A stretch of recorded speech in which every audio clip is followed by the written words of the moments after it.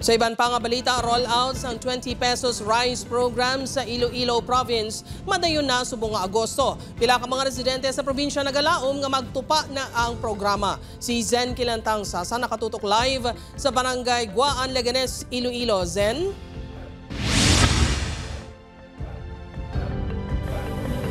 Jerk ginpaidalom na sa orientation ang 43 ka mga LGU sa probinsya agod talakayon ang mangin proseso sa rollout sang P20 rice program. Nag-umpisa na ang Iloilo Provincial Government sa pagpaidalom sa orientation sa mga local government unit sa probinsya agod handaan ang rollout sang P20 rice program. Una diri mag-register ang mga benepisyaryo nga may undernourished children. Sunod amo ang AIX payout sang DSWD. Pagkatapos nga makuha nila ang 3,000 pesos, ini among ibakala sang bugas apang limitado lang sa 30 kilos ang mahimo nga mabakal sang kada pamilya. Sunod sa Iloilo Provincial Agriculture Office, madayon na ang P20 rice program subong nga Agosto. Naatrasar lang bangod ginahulat ang payout sang AIX. Bisan may 20 kita nga bugas hambal ni Gob, kung wala kwartang ato nga target beneficiaries, hindi man siya po nakabakal.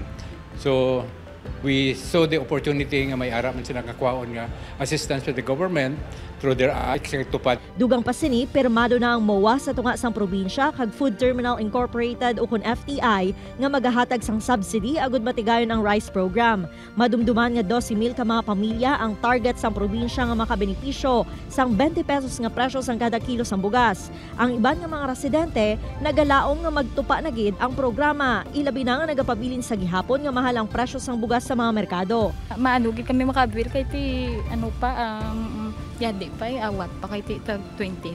Sa kapigaduhon bala subong mahal ang tanan. Ti mas okay gid katama nga madayon. Sunod sa Department of Agriculture 6 ang mga LGU sa Western Visayas, probinsya pa lang sang Guimaras ang nakasugod sang rollout. Sa Iloilo City, ginahulat pa ang SP resolution kag ginapangitaan pa sang pondo ang 6 pesos and 50 centavos nga subsidy. Subong man wala pa makaumpisa sa rollout ang probinsya sang Capiz, Aklan kag Antique.